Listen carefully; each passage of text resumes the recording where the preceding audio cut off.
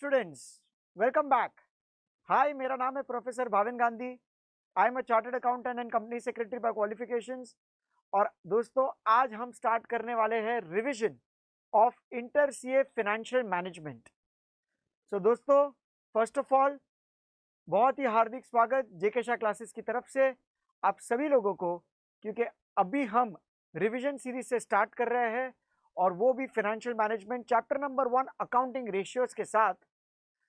दोस्तों, ये revision series का बेसिक ऑब्जेक्टिव क्या है कि हम ज्यादा से ज्यादा कंसेप्ट्स को कवर अप करें कम से कम टाइम में, ताकि आपका पूरा जो भी आपने क्लासेस में फाइनेंशियल मैनेजमेंट में अकाउंटिंग रेशियोज में आपने जो भी पढ़ा है वो कम से कम टाइम में सारे कंसेप्ट्स आपके कवर अप हो जाए, आपके क्लियर अप हो जाए, आपके रिवाइज हो जाए।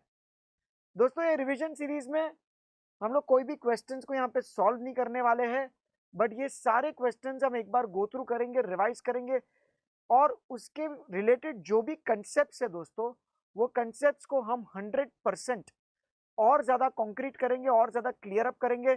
सो दोस्तों, मैं आपसे क्या चाहता हूं कि आप अपना जेकेएससी को मटेरियल अपने पास रखिए, अपने सॉल्यूशन सेट को अपने पास रखिए और जैसे जैसे मैं यहाँ पे डिस्प्ले करते जाऊंगा आप उसको अच्छे से गो थ्रू कर लीजिएगा, आप उसको अच्छे से रिवाइज करते रहिएगा। मैं जो भी आप पे इंपॉर्टेंट चीजें आपको मार्क करवा रहा हूँ, प्लीज वो अच्छे से आप भी मार्क कर लीजिएगा कि 1 डे बिफोर द एग्जाम आपको क्या क्या क्वेश्चंस देखने हैं। तो ये दोस्तों सभी कंसेप्ट हम लोग यहाँ पे रिवीजन सीरीज में कवर अप करने वाले हैं। और बिफोर वी स्टार्ट, यहाँ पे दोस्तों सबसे पहले मैं आपको एक पेपर पैटर्न के बारे में बताना चाहता हूँ कि फाइनेंशियल मैनेजमेंट ये आपका पेपर 8 है। ये आप इकोनॉमिक्स के साथ शेयर करते हो और जो फाइनेंशियल मैनेजमेंट है वो टोटल 60 मार्क्स का है। और दोस्तों, यहाँ पे 60 मार्क्स में जो आपका क्वेश्चन नंबर 1 है वो आपका कंपल्सरी क्वेश्चन है और इसमें टोटल 4 सब क्वेश्चन है 5 मार्क के लिए। सो टोटल आपका 20 मार्क का क्वेश्चन नंबर 1 है। और जो क्वेश्चन नंबर 2, 3, 4, 5, 6 5 क्वेश्चन में से आपको 4 क्वेश्चन अटेम्प्ट करने हैं 10 मार्क के लिए। सो आपका 40 मार्क वो हो जाएगा। सो 20 + 40 आपका 60 मार्क्स हो जाएगा। दोस्तों, क्वेश्चन नंबर 1 में कोई इंटरनल ऑप्शन नहीं होता है, तो आपको कंपलसरी क्वेश्चन है और उसके अंदर के भी जो चारों 4 क्वेश्चन है 5 मार्क के लिए वो आपको अटेम्प्ट करना पड़ेगा। Question number 2 to question number 6 में 5 में से आपको 4 क्वेश्चन करने, तो एक क्वेश्चन आपको ऑप्शनल मिल जाता है। और ज्यादा करके दोस्तों वो इंस्टीट्यूट एक थियरी क्वेश्चन के तौर पे आपको फॉर्म करके देता है। सो अगर आपका कभी थियरी बाकी रह गया है, पेंडिंग रह गया है, तो फिर वो एक ऑप्शनल क्वेश्चन भी हो सकता है। बट दोस्तों, ऐसा रिस्क मत लीजिएगा, जो भी थियरी है उसको भी एक बार प्रॉपरली स्टडी कर लीजिए, ताकि कभी कोई प्रैक्टिकल क्वेश्चन में भी कोई ना कोई डिफिकल्टी आ गया तो आप उस थियरी का हेल्प ले सकते हैं। सो दोस्तों, ये था आपका पेपर पैटर्न। अभी हम अकाउंटिंग रेशियोज के साथ स्टार्ट करने वाले हैं। और दोस्तों, ये एग्जामिनेशन पर्सपेक्टिव एक बहुत इंपॉर्टेंट चैप्टर है और आपको हर अटेम्प्ट में, ऑलमोस्ट हर अटेम्प्ट में आपको अकाउंटिंग रेशियोज का क्वेश्चन जरूर दिखेगा। और ये मैं आपको पेपर पैटर्न इसलिए बता रहा हूँ कि कभी कभी रेशियोज आपको फर्स्ट क्वेश्चन कंपल्सरी क्वेश्चन में भी 5 मार्क के लिए आपको पूछ सकते हैं, कुछ पार्ट ऑफ रेशियोज आपको पूछ सकते हैं, या फिर एक बहुत बड़ा क्वेश्चन भी आपको अकाउंटिंग रेशियोज में आ सकता है। ठीक है। सो दोस्तों, कैलकुलेशंस अगर कुछ रहेगा तो आप मेरे साथ जरूर करिएगा। सारे कंसेप्ट्स को कैसे अप्रोच करना है, क्या क्या चीजें आपको याद रखनी है, हम सभी इस पर्टिकुलर रिवीजन में करने वाले हैं। So I hope you all are ready. Now let us start with your accounting ratios. सबसे पहले रेशियो का बेसिक मीनिंग क्या है कि हम लोग रिलेशनशिप डेवलप करते हैं 2 और मोर वेरिएबल्स का, ताकि हम एक मीनिंगफुल रिजल्ट लेके आए। सो अगर आप कोई भी कंपनी का फाइनेंशियल स्टेटमेंट्स देखेंगे तो सिर्फ ग्रॉस प्रॉफिट या नेट प्रॉफिट या सेल्स के बेसिस पे आपको जजमेंट नहीं ले सकते हो। इसलिए हम रिलेशनशिप क्रिएट करते हैं 2 और मोर वेरिएबल्स का, कि जैसे ग्रॉस प्रॉफिट और सेल्स का, नेट प्रॉफिट और सेल्स का, एसेट्स और सेल्स का। हम वो बेसिस पे हम लोग यहाँ पे एक रिलेशनशिप डेवलप करते हैं ताकि हम जजमेंट कर सके, हम एनालिसिस कर सके कि कौन से पर्टिकुलर कंपनी में इन्वेस्ट करना चाहिए। दोस्तों, अकाउंटिंग रेशियोज बेसिकली ये चैप्टर 3 भागों में डिवाइडेड है। फर्स्ट टाइप इज कि जब भी आपको फाइनेंशियल स्टेटमेंट्स दिया जाएगा, आपके पास इनकम स्टेटमेंट, बैलेंस शीट वगैरह होगा और आपको फाइनेंशियल स्टेटमेंट्स की मदद से आपको रेशियोज बनाने हैं। सेकंड जो टाइप है, आपको रेशियोज दिया जाएगा और आपको रेशियोज के बेसिस पे फाइनेंशियल स्टेटमेंट्स बनाने हैं। और दोस्तों, जो थर्ड टाइप होगा वो आपका analysis and interpretation of ratios होगा। तो आपको रेशियोज कैलकुलेट ही केवल नहीं करना है, आपको उसके साथ साथ उसका इंटरप्रिटेशन भी करना है। सो दोस्तों यहाँ पे हम लोग तीन टाइप रिवाइज करेंगे, but I hope first of all आपके दिमाग में एटलीस्ट ये पॉइंट क्लियर है कि ये 3 टाइप में से कोई भी एक क्वेश्चन आ सकता है। ओके, अभी जैसे कि यहाँ पे आप स्कोप में देख सकते हो कि you can calculate ratios from given financial statements, prepare financial statements and interpretation of results. दोस्तों इन ऑल टोटल 3 टाइप के रेशियोज है, बट यहाँ पे 3+1 हम लोग 4 टाइप के रेशियोज अंडरस्टैंड करेंगे। आपका balance sheet ratios, PNL ratios, mixed ratios and some other important ratios. सो दोस्तों ये सम अदर इंपॉर्टेंट रेशियोज को ऑप्शन में मत रखिएगा, ये भी आपको बहुत अच्छे से रिवाइज करना है। बैलेंस शीट रेशियो को बैलेंस शीट रेशियो क्यों कहा जाता है? जैसे आप सभी लोग जानते हो कि उसका न्यूमरेटर डिनोमिनेटर दोनों बैलेंस शीट से आता है। आपका पीएनएल रेशियोज में न्यूमरेटर डिनोमिनेटर दोनों पीएनएल से आता है, और यहाँ पे पीएनएल मतलब केवल और पीएनएल अकाउंट नहीं, और trading and profit and loss account. और जो आपका मिक्स्ड रेशियो होता है दोस्तों, उसमें तुम्हारा न्यूमरेटर जो है वो पीएनएल से आता है और आपका डिनोमिनेटर बैलेंस शीट से आता है। सो दोस्तों इस प्रकार से इस रेशियोज के नाम दिए गए हैं, balance sheet, PNL and mixed ratio, और सम अदर इंपॉर्टेंट रेशियोज आपको एनालिसिस और वो सब कैलकुलेट करने में बहुत काम लगेगा। सो दोस्तों बैलेंस शीट रेशियोज को हम सॉल्वेंसी रेशियोज भी बोलते हैं, और ये रेशियोज जनरली हमारे प्योर नंबर्स में कैलकुलेट होता है। मतलब जैसे 2:1, 1.5:1, 3:1, ज्यादा करके ये रेशियोज वो बेसिस पे कैलकुलेट हो जाते हैं। और दोस्तों इसको बैलेंस शीट रेशियो इसलिए बोलते हैं, इसको सॉल्वेंसी रेशियो इसलिए बोलते हैं बिकॉज हम एसेट्स और लायबिलिटीज को कंपेयर करते हैं। और जब भी आप किसी भी एंटिटी का एसेट्स और लायबिलिटीज को कंपेयर करते हो, मतलब बेसिकली आप उस पर्टिकुलर कंपनी के सॉल्वेंसी के बारे में डिस्कस करते हो। सो that is why balance sheet ratios को हम सॉल्वेंसी रेशियोज भी बोलते हैं। कभी कभी दोस्तों ऐसा भी हो सकता है कि आपको एक ऐसा क्वेश्चन आ जाए कि बैलेंस शीट दिया गया और बोल दिया है कि भाई कैलकुलेट द सॉल्वेंसी रेशियोज, तो आपको पता होनी चाहिए कि कुल मिला के 7 सॉल्वेंसी रेशियोज है जो हम लोग यहाँ पे रिवाइज करेंगे। और जनरली सॉल्वेंसी रेशियोज कौन कैलकुलेट करता है? तो lenders and creditors, because lender ने पैसा दिया है तो उसको कंपनी के सॉल्वेंसी के बारे में जरूर चिंता रहेगी कि भाई उसका पैसा वापस लौटेगा या नहीं। और क्रेडिटर्स ने गुड्स दिया होता है तो उनको भी चेक करना है कि भाई कंपनी कितना सॉल्वेंट है। सो टोटल इन ऑल यहाँ पे 7 रेशियोज है, और सबसे पहला है उसमें करंट रेशियो। सो दोस्तों जैसे आप जानते हो करंट रेशियो का formula current assets upon current liabilities है। सो हम लोग एसेट्स और लायबिलिटीज को कंपेयर कर रहे हैं, और करंट एसेट करंट लायबिलिटीज बहुत ही बेसिक सा चीज दोस्तों, जो आपका कैश के अंदर कन्वर्ट हो जाता है with in a period of 1 year, उसको हम क्लासिफाई करते हैं करंट एसेट्स करंट लायबिलिटीज में। जिसके कुछ एग्जांपल्स क्या है? स्टॉक है, डेटर्स है, फिर आपके करंट एसेट्स में bill receivable, bank, cash, prepaid expenses, current liabilities में bank overdraft, bills payable, outstanding expenses, ये सभी चीजें आपके करंट एसेट्स करंट लायबिलिटीज में आएगी। और दोस्तों ये रेशियो जो है उसका स्टैंडर्ड रेशियो आपको दिया गया है 2:1। सो इसको जरूर ध्यान में रखिएगा। अगर ये रेशियो आपका 2:1 से कम है, सो हम लोग क्या बोलेंगे कि भाई यहाँ पे थोड़ी सॉल्वेंसी पोजीशन कंपनी की थोड़ी डगमगा गई है, यहाँ पे short term solvency position company की थोड़ी पुअर है। सो अगर ये रेशियो 2:1 है, मतलब क्या हो गया कि भाई ये स्टैंडर्ड रेशियो है कि एक करंट लायबिलिटी के रुपए के सामने आपके पास 2 रुपए का करंट एसेट्स होना चाहिए। और दोस्तों अगर ये रेशियो बहुत ही ज्यादा है, जैसे 4:1 या 5:1, तो हम लोग इसका इंटरप्रिटेशन भी कुछ इस तरीके से निकाल सकते हैं कि मैनेजमेंट एफिशिएंटली अपना फंड यूटिलाइज नहीं कर रही है। बहुत ज्यादा पैसा भी करंट एसेट्स में रखना as compare to current liabilities is not a good thing. Okay, so इसको हम लोग इनएफिशिएंट यूटिलाइजेशन ऑफ फंड्स भी कहते हैं। बट दोस्तों करंट रेशियो का स्टैंडर्ड रेशियो क्या है? 2:1। एग्जामिनेशन में दोस्तों अगर आपको एनालिसिस या इंटरप्रिटेशन पूछा गया और आपके सामने 2 कंपनी है, अगर एक कंपनी का मान लीजिए आपका करंट रेशियो है 1.5:1, दूसरे कंपनी का करंट रेशियो है 4:1, बट फिर भी हम लोग करंट रेशियो को हायर द बेटर ही इंटरप्रेट करते हैं। सो इसलिए हम वही कंपनीज में इन्वेस्ट करना चाहेंगे जहां पे करंट रेशियो ज्यादा है, बिकॉज ये आपका शॉर्ट टर्म सॉल्वेंसी पोजीशन जितना ज्यादा हो उतना मच बेटर। उसके बाद दोस्तों आपका सेकंड रेशियो है क्विक रेशियो। क्विक रेशियो में दोस्तों हम करते हैं quick assets upon quick liability. So quick assets मतलब क्या? एक ऐसे एसेट जो इमीडिएटली आपके कैश के अंदर कन्वर्ट हो जाता है और जिसमें loss of time and loss of value नहीं होता, उसको हम लोग क्विक रेशियो बोलते हैं। assets which can be immediately converted into cash without loss of time or value. So दोस्तों for example आप ऐसा मानिए कि स्टॉक एंड प्रीपेड एक्सपेंसेस, ये दोनों दोस्तों आपके नॉन क्विक एसेट है, बिकॉज जब भी आप ये दोनों एसेट्स को कन्वर्ट करने जाओ कैश में, सो आपका टाइम भी लूज होगा और आपका वैल्यू भी लूज होगा।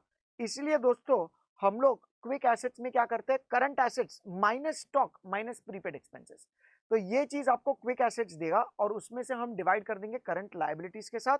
So current asset minus stock minus prepaid upon current liabilities. यहाँ पे एक नोट भी दिया हुआ है that many times bank overdraft is deducted from current liabilities to arrive at quick liabilities, but दोस्तों हम लोग के केस में हम हमेशा बैंक ओवरड्राफ्ट को क्विक लायबिलिटीज ही मानेंगे, तो आपको कुछ बैंक ओवरड्राफ्ट सब्ट्रैक्ट करने की जरूरत नहीं है। अगर सिर्फ क्वेश्चन में ऐसा दिया गया है that bank overdraft is a non quick liability, तभी हम करंट लायबिलिटी में से बैंक ओवरड्राफ्ट माइनस करेंगे, वरना हम लोग बैंक ओवरड्राफ्ट को करंट लायबिलिटी, हम लोग उसको क्विक लायबिलिटी ही मान के आगे बढ़ेंगे। सो दोस्तों ये रेशियो में फाइनली आपको क्या करना है, करंट एसेट में से दो नॉन क्विक एसेट्स को निकाल देना, स्टॉक और प्रीपेड, और उसको हम डिवाइड कर देंगे करंट लायबिलिटी के साथ, ताकि हमें पता चले कि इमीडिएटली में कैश में क्या कन्वर्ट हो सकता है, और इसको हम लोग इमीडिएट सॉल्वेंसी पोजीशन भी बोलते हैं। और दोस्तों इसका स्टैंडर्ड रेशियो है 1:1। उसी तरह दोस्तों फिर हमारे पास नेक्स्ट रेशियो है जिसका नाम है सुपर क्विक रेशियो।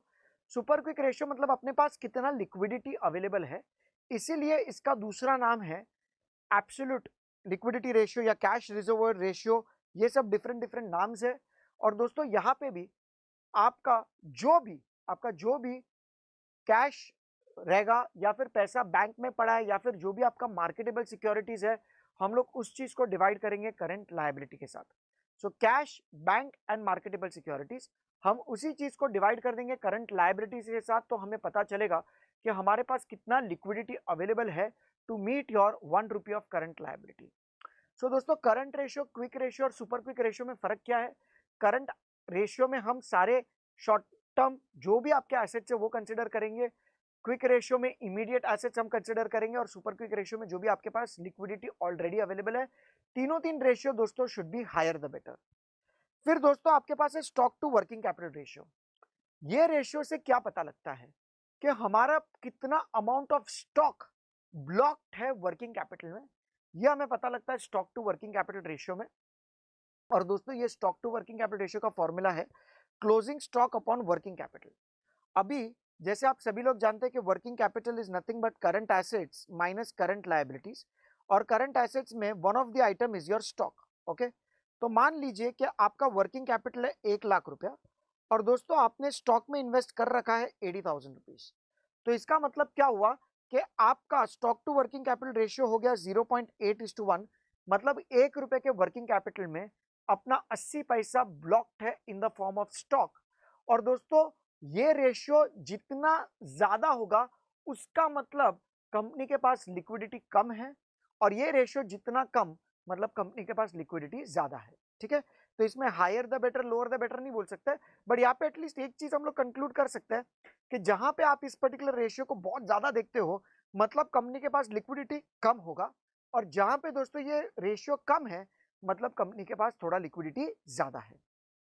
फिर दोस्तों हमारे पास नेक्स्ट रेशियो है डेट इक्विटी रेशियो, और डेट इक्विटी रेशियो का फॉर्मूला है debt upon equity. By the meaning of the word debt it is nothing but long term loans, and by the word equity it is nothing but share holders funds. अभी दोस्तों यहाँ पे मैं आपका full 100% concentration चाहता हूँ। सबसे पहले स्टूडेंट्स को सबसे ज्यादा कंफ्यूजन ये होता है कि सर इक्विटी मतलब क्या ये इक्विटी शेयर होल्डर फंड्स होता है? बिल्कुल नहीं, यहाँ पे इक्विटी मतलब share holder funds, owners funds, proprietors funds. तो यहाँ पे दोस्तों जब भी हम लोग इक्विटी की बात करते हैं तो उसमें इक्विटी शेयर कैपिटल भी आता है, प्रेफरेंस शेयर कैपिटल भी आता है, रिजर्व्स एंड सरप्लस भी आता है, और उसमें से हम लोग miscellaneous expenditure not return of को सब्ट्रैक्ट कर देते हैं। सो दोस्तों यहाँ पे इक्विटी मतलब शेयर होल्डर्स फंड्स। सो हमारा ओन फंड्स कितना है, हमने कितना पैसा शेयर होल्डर ने कंट्रीब्यूट किया है जिसमें इक्विटी प्रेफरेंस दोनों इंक्लूडेड है, और साथ में हम लोग लॉन्ग टर्म लोन्स के साथ उसको कंपेयर करेंगे। सो दोस्तों डेट और इक्विटी का combination is nothing but capital employed. जैसे आप सभी लोग जानते हैं what is capital employed, debt plus equity. So debt मतलब लॉन्ग टर्म लोन्स, इक्विटी मतलब शेयर होल्डर्स फंड्स। ये हमें पता लगेगा कि कितना तुम्हारा कैपिटल एम्प्लॉयड है। अभी मान लीजिएगा माय डियर स्टूडेंट्स कि कोई भी पर्टिकुलर कंपनी में 1 लाख रुपए में से आपका डेट है मान लीजिए 50,000 और आपका इक्विटी है 50,000, मतलब कहना इसे 1:1 कि आधा पैसा बाहर वालों ने डाला है, आधा पैसा ओनर ने डाला है। अगर दोस्तों यहाँ पे जितना ये डेट इक्विटी रेशियो ज्यादा होगा उसका मतलब बाहर वालों का पैसा borrowed funds is going to be higher. और दोस्तों आपको तो पता ही है बहुत ज्यादा डेट लेने से क्या कॉन्सिक्वेंसेस हो सकते हैं। कंपनी में फाइनेंशियल रिस्क बढ़ जाएगी, कंपनी में फाइनेंशियल लेवरेज बढ़ जाएगा। उसका मतलब क्या कि जब भी कंपनी के ऑपरेटिंग प्रॉफिट मार्जिन आप मीट नहीं कर सकते हो ये सब फाइनेंशियल कॉस्ट से, तो कंपनी में लॉसेस होने स्टार्ट हो जाते हैं। सो दोस्तों डेट इक्विटी रेशियो जितना ज्यादा उतना रिस्क भी ज्यादा, बट फिर भी यहाँ पे इसका स्टैंडर्ड रेशियो दिया हुआ है विच इज 2:1। तो आपको अगर बोरोड फंड्स लेने भी है तो you can take up to the maximum of 2 times. जैसे अगर आपका ओनर फंड 1 लाख रुपया है तो आप अप टू 2 लाख रुपया आपके बोरोड फंड्स को ले सकते हो। सो यहाँ पे दोस्तों हायर फाइनेंशियल रिस्क होता है जैसे आप डेट इक्विटी रेशियो को बढ़ा देते हो। और डेट मतलब आपका टोटल लॉन्ग टर्म लोन्स और इक्विटी मतलब share capital plus preference plus reserves minus miscellaneous expenditure not return of. Examination में दोस्तों हम वही कंपनी को सिलेक्ट करेंगे जहां पे डेट इक्विटी रेशियो जितना कम हो उतना ज्यादा बेटर है। फिर दोस्तों उसी तरह हमारे पास कैपिटल गियरिंग रेशियो है। वर्ड गियरिंग का मतलब होता है दोस्तों रिस्क। याद रखिएगा कि जितना तुम्हारा कैपिटल गियरिंग रेशियो ज्यादा उतना तुम्हारा रिस्क ज्यादा। बिकॉज कैपिटल गियरिंग रेशियो किस चीज को दर्शाता है, क्या आपने कितने पैसे लिए हैं फ्रॉम फिक्स्ड इनकम सिक्योरिटीज और आपके कितने पैसे लिए हैं from non fixed income securities. जैसे मान लीजिए कि आप कंपनी के सीएफओ हो और आपने डिबेंचर भी इश्यू करे, आपने प्रेफरेंस शेयर भी इश्यू करे और आपने इक्विटी शेयर भी इश्यू करे। सो गाइस आपने ज्यादा फंड्स आपके लिए हैं with the help of debenture holders preference share holders, तो आपको कंपलसरी हर साल उनको फिक्स्ड कमिटमेंट देना ही पड़ेगा। सो दोस्तों जितना तुम्हारा ये कैपिटल गियरिंग रेशियो ज्यादा उसका मतलब आपने फिक्स्ड कमिटमेंट वाले सोर्सेज से फंड ज्यादा लिए हैं। और दोस्तों वो थोड़ा रिस्की हो जाता है बिजनेस के लिए बिकॉज आपको कंपलसरी उतना तो कमाना ही पड़ेगा एज कंपेयर टू कोई ऐसी कंपनी के जिसमें उन्होंने डिबेंचर या प्रेफरेंस शेयर होल्डर से पैसा ना लेते हुए इक्विटी शेयर होल्डर से पैसा लिया है। सो ताकि रिसेशन के टाइम पे अगर उन लोग कुछ पैसा कमा भी नहीं सके फिर भी चलेगा बिकॉज किसी को फिक्स्ड पेमेंट नहीं देना है। सो दोस्तों यहाँ पे आपको देखना है कि भाई फिक्स्ड पेमेंट वाले सोर्सेस कितने divide by non fixed income bearing. So इसलिए यहाँ पे हम लोग डेट और प्रेफरेंस शेयर को ऐड कर देते हैं न्यूमरेटर में और डिवाइड कर देते हैं इक्विटी शेयर होल्डर फंड से। दोस्तों यहाँ पे याद रखिएगा इक्विटी शेयर होल्डर्स फंड्स है मतलब आपका equity share capital plus reserves minus miscellaneous expenditure आएगा। और यहाँ पे जो दोस्तों आपका इक्विटी था वो था आपका शेयर होल्डर्स फंड्स। सो यहाँ पे हम वही चीज चेक करते हैं कि कितना फंड्स हमने फिक्स्ड इनकम बेरिंग सिक्योरिटी से लिया था और कितना non fixed income bearing security से। ये रेशियो जितना ज्यादा उतना कंपनी में रिस्क एलिमेंट भी ज्यादा।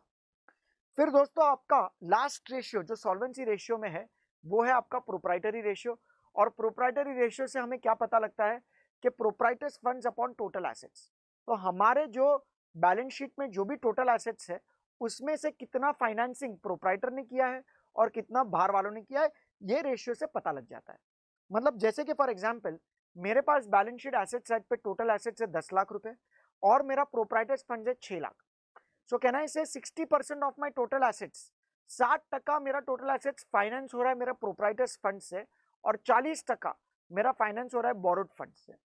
दोस्तों अगर ये रेशियो कम होगा उसका इंडिकेशन क्या है कि आपके एसेट्स में बाहर वालों का पैसा ज्यादा है, डिबेंचर होल्डर का पैसा ज्यादा है, डेप्ट का पैसा ज्यादा है, तो आपके कंपनी में रिस्क बढ़ जाएगा। सो इसलिए दोस्तों हम लोग प्रोप्राइटरी रेशियो में कंपेयर करते हैं कि जो टोटल एसेट्स है उसमें प्रोप्राइटर्स का पैसा कितना है। ये रेशियो जितना ज्यादा उतना कंपनी में स्टेबिलिटी ज्यादा बिकॉज हमने बाहर वालों से उतना पैसा कम ले रखा है। सो दोस्तों ये प्रोप्राइटरी रेशियो का फॉर्मूला है proprietors funds upon total assets. Okay और टोटल एसेट्स यहाँ पे क्लैरिफाई किया है it is nothing but fixed assets plus long term investments plus current assets. So दोस्तों इसी प्रकार ये आपके 7 रेशियो कंप्लीट हो जाते हैं। Current ratio higher the better, quick ratio higher the better, super quick ratio higher the better, stock to working capital जितना ज्यादा उतना लिक्विडिटी कम, debt equity lower the better, capital gearing ratio lower the better, because ये दोनों financial risk को दर्शाता है। और दोस्तों जो आपका प्रोप्राइटरी रेशियो है जितना ज्यादा होगा उतना लॉन्ग टर्म स्टेबिलिटी भी ज्यादा होगा। दोस्तों उसके बाद हम आते हैं मिक्स्ड रेशियोज पे। मिक्स्ड रेशियोज ये क्यों कहा जाता है? बिकॉज आपका न्यूमरेटर आता है पीएनएल से, आपका डिनोमिनेटर आता है बैलेंस शीट से। अभी दोस्तों आपको जाहिर सी बात है यहाँ पे टाइमिंग डिफरेंस दिखेगा, बिकॉज जब भी हम कोई भी चीज कंसिडर करते हैं from your trading and profit and loss account, उसका मतलब क्या होता है कि हमने यहाँ पे पूरे साल का डेटा कंसिडर किया है और हम ये पूरे साल का डेटा कंपेयर कर रहे हैं एक बैलेंस शीट के फिगर के साथ। सो दोस्तों बैलेंस शीट तो हम लोग as on a particular date बनाते हैं। सो मान लीजिए आप सेल्स और फिक्स्ड एसेट्स को कंपेयर कर रहे हो। सो दोस्तों सेल्स जो है वो 1 अप्रैल 2021 से 31 मार्च 2022, ये पूरा trading and profit and loss account से आपका सेल्स की फिगर आ जाती है। और दोस्तों जो बैलेंस शीट है वो एज ऑन हम लोग 31 मार्च 2022 बनाते हैं। सो जब भी हम लोग पूरे साल की फिगर एक पर्टिकुलर डे के फिगर के साथ कंपेयर करते हैं तो यहाँ पे टाइमिंग डिफरेंस जनरेट होता है और इसी को एलिमिनेट करने के लिए हम डिनोमिनेटर में एवरेज कर लेते हैं। सो दोस्तों एवरेज इन द डिनोमिनेटर का मतलब क्या हो गया? हम लोग opening plus closing divide by 2 कर लेंगे तो आपका एवरेज हो जाएगा इन द डिनोमिनेटर। और दोस्तों कभी कभी आपको ओपनिंग फिगर्स नहीं दिया जाएगा, तभी हम क्या अज्यूम करेंगे कि ओपनिंग और क्लोजिंग दोनों सेम है, तो वही क्लोजिंग वाली फिगर आपकी एवरेज हो जाती है। ठीक है। सो दोस्तों यहाँ पे मिक्स्ड रेशियो में आपको टाइमिंग डिफरेंस एलिमिनेट करना बहुत जरूरी है। ओके। सो दोस्तों हम लोग उसके लिए एवरेज को कंसिडर करेंगे as opening plus closing divide by 2। अभी उसमें जो फर्स्ट सेट ऑफ रेशियोज है उसको हम टर्नओवर रेशियोज बोलते हैं, और जिसको एक्टिविटी रेशियो या परफॉर्मेंस रेशियो या वेलोसिटी रेशियो या टाइम रेशियो भी बोला जाता है। दोस्तों अगर आपको किसी भी कंपनी का परफॉर्मेंस को चेक करना है तो हम इस रेशियोज की मदद ले सकते हैं। अभी जैसे आपका फर्स्ट रेशियो यहाँ पे कैपिटल एम्प्लॉयड टर्नओवर रेशियो। सो दोस्तों यहाँ पे हम लोग क्या करेंगे, सेल्स को कंपेयर करेंगे आपके कैपिटल एम्प्लॉयड के साथ, और जाहिर सी बात है अगर आपके पास ओपनिंग अवेलेबल है आप एवरेज कंसिडर करके कैलकुलेट कर सकते हो, या फिर हम लोग क्लोजिंग कैपिटल एम्प्लॉयड के साथ कंपेयर करेंगे। सो अगर आपके पास कंपनी ए और कंपनी बी है, सेल्स है दोनों का 10 लाख, बट मान लीजिए कंपनी ए का कैपिटल एम्प्लॉयड है 2 लाख रुपए, कंपनी बी का कैपिटल एम्प्लॉयड है मान लीजिए 5 लाख रुपए, तो यहाँ पे हमने 2 लाख के कैपिटल के साथ 10 लाख का सेल्स जनरेट किया है, तो यहाँ पे आपका टर्नओवर रेशियो 5 टाइम्स है, यहाँ पे आपका टर्नओवर रेशियो 2 टाइम्स है। तो क्या आपकी कंपनी ए ज्यादा बेहतर परफॉर्म कर रही है as compare to company B? Yes और no? Yes sir. So turnover ratios my dear students जितना हायर हो उतना मच बेटर है, except for one particular ratio जिसको हम बोलते हैं creditors turnover ratio, which should be lower the better. बाकी सारे turnover ratios higher the better. जैसे माय डियर स्टूडेंट्स हम बात करते हैं फिक्स्ड एसेट टर्नओवर रेशियो की, तो फिक्स्ड एसेट टर्नओवर रेशियो में हम लोग sales upon fixed assets consider करते हैं। वर्किंग कैपिटल टर्नओवर रेशियो में हम लोग ने sales upon working capital consider करते हैं। सो दोस्तों ये तीन रेशियोज एक ही चीज के ऊपर फोकस करता है कि हमने कितने कैपिटल के सामने कितना सेल्स जनरेट किया, हमने कितने फिक्स्ड एसेट्स के सामने कितना सेल्स जनरेट किया, और हमने कितने वर्किंग कैपिटल से कितना सेल्स जनरेट किया। अगर आप कम से कम वर्किंग कैपिटल या कम से कम फिक्स्ड एसेट से आप सबसे ज्यादा सेल्स जनरेट कर सकते हो तो आपकी एफिशिएंसी बहुत ज्यादा है। फिर दोस्तों इसके साथ आपके पास है stock turnover ratio. Stock turnover ratio दोस्तों हम कंसिडर करते हैं by taking COGS upon average stock. So दोस्तों यहाँ पे सीओजीएस अपॉन एवरेज स्टॉक करेंगे तभी आपको स्टॉक टर्नओवर रेशियो मिलेगा, और ये रेशियो क्या दर्शाता है कि कितना नंबर ऑफ टाइम्स तुम्हारा स्टॉक इस पर्टिकुलर बिजनेस में रोटेट हो रहा है, रिवॉल्व हो रहा है, लिक्विडेट हो रहा है। जितना स्टॉक टर्नओवर रेशियो ज्यादा उतना तुम्हारा इन्वेंट्री मैनेजमेंट सिस्टम अच्छा है और आपका स्टॉक होल्डिंग पीरियड कम है। तो दोस्तों इसके साथ साथ हम लोग स्टॉक होल्डिंग पीरियड भी कर लेते हैं। अगर मान लीजिए तुम्हारा स्टॉक टर्नओवर रेशियो है 6 टाइम्स, मतलब आपका बिजनेस में एक साल में 6 बार तुम्हारा स्टॉक रोटेट होता है, तुम्हारा स्टॉक लिक्विडेट होता है, उसका मतलब क्या हुआ कि आपकी स्टॉक होल्डिंग पीरियड 2 महीने की है। सो स्टॉक होल्डिंग पीरियड जब भी आपको कैलकुलेट करना होगा दोस्तों, तो आप क्या कर सकते हो, स्टॉक होल्डिंग पीरियड के लिए आप 12, 52 या 365 डिपेंडिंग, आपको होल्डिंग पीरियड मंथ में कैलकुलेट करना है, डेज में या वीक्स में, और उसको हम डिवाइड कर देंगे स्टॉक टर्नओवर रेशियो के साथ। सो अगर आपका स्टॉक टर्नओवर रेशियो 6 टाइम है, सो दोस्तों आपकी स्टॉक होल्डिंग पीरियड 2 महीने हो जाएगी। अगर तुम्हारा स्टॉक टर्नओवर रेशियो 4 टाइम्स है तो आपकी स्टॉक होल्डिंग पीरियड 3 मंथ्स हो जाएगी।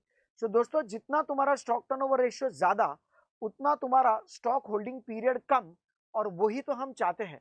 कौन सा सीएफओ ऐसा चाहेगा कि वो अपना पैसा स्टॉक के अंदर ब्लॉक करके रखे ज्यादा से ज्यादा टाइम के लिए? वो जितना कम हो उतना ज्यादा बेटर है। सिमिलरली आपके पास है डेटर्स टर्नओवर रेशियो, ये भी सेम चीज दर्शाता है कि कितना नंबर ऑफ टाइम्स तुम्हारा डेटर्स लिक्विडेट होता है।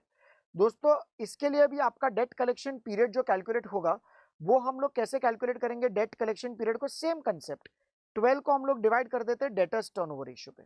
ओके, और दोस्तों आपका जो क्रेडिटर्स टर्नओवर रेशियो है वो आपका लोअर द बेटर इसीलिए होना चाहिए बिकॉज जितना कम आपका क्रेडिटर्स टर्नओवर रेशियो होगा उसका मतलब आपको ज्यादा क्रेडिबिलिटी मार्केट से मिल रही है। सो दोस्तों उसका मतलब creditors payment period is going to be higher.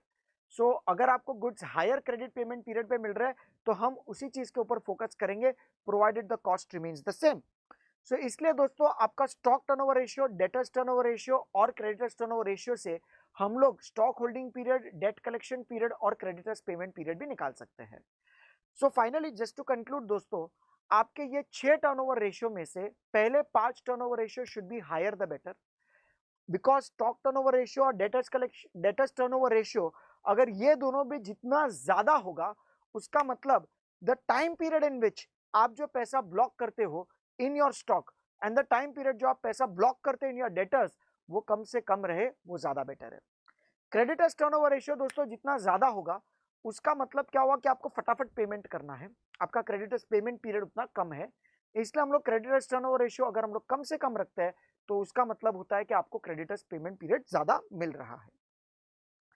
ये सेम चीज दोस्तों यहाँ पे by the way of chart आपके बुक में दिया गया है कि जिसमें फिक्स्ड एसेट टर्नओवर रेशियो हमने जैसे पढ़ा कि कैपिटल एम्प्लॉयड जो है वो सेल्स अपॉन कैपिटल एम्प्लॉयड, और उसमें फिर 2 डिवीजन है कि कैपिटल आपका कहाँ पे एम्प्लॉय हो सकता है, तो fixed assets plus working capital. और दोस्तों जो वर्किंग कैपिटल है फिर वो फर्दर करंट एसेट्स और करंट लायबिलिटीज में डिवाइड होता है, जहां पे आपके पास स्टॉक टर्नओवर रेशियो है, डेटर्स टर्नओवर रेशियो है और क्रेडिटर्स टर्नओवर रेशियो है। ठीक है दोस्तों, फिर ये एवरेज होल्डिंग पीरियड वाला भी हमने रिवाइज कर लिया कि ये है तुम्हारा स्टॉक होल्डिंग पीरियड।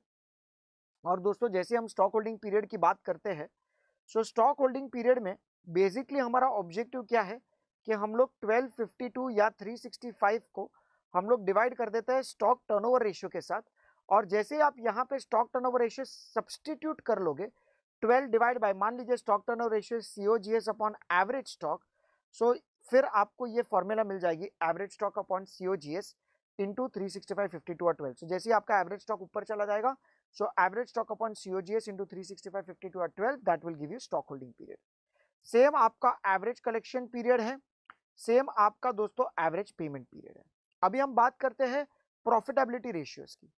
सो दोस्तों प्रॉफिटेबिलिटी रेशियोज में बहुत ही सिंपल फंडा है कि हमने कितना रिटर्न्स प्राप्त किया है ऑन आर इन्वेस्टमेंट्स, हम इसको प्रॉफिटेबिलिटी रेशियोज मानते हैं, हम इसको रिटर्न रेशियोज मानते हैं।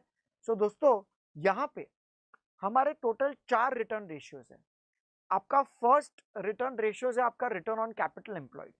सो दोस्तों रिटर्न ऑन कैपिटल एम्प्लॉयड में हम क्या करेंगे, EBIT upon capital employed into 100। हम देखेंगे कि कितना ऑपरेटिंग प्रॉफिट जनरेट हो पाता है on the capital which is employed. अभी दोस्तों कभी कभी आपको क्वेश्चन में ऐसा भी पूछ सकते हैं, calculate return on capital employed post tax. अगर दोस्तों पोस्ट टैक्स वर्डिंग्स दिया है तभी हम लोग EBIT into 1 minus tax upon capital employed into 100 करेंगे, वरना हमारे लिए return on capital employed is EBIT upon capital employed into 100। उसी तरह दोस्तों जैसे हम return on share holders funds करते हैं, सो अभी कैपिटल एम्प्लॉयड में डेट इक्विटी दोनों आता है, सो हम लोग डेट पार्ट को निकाल देते हैं, अभी हम केवल बात कर रहे हैं शेयर होल्डर्स फंड्स की।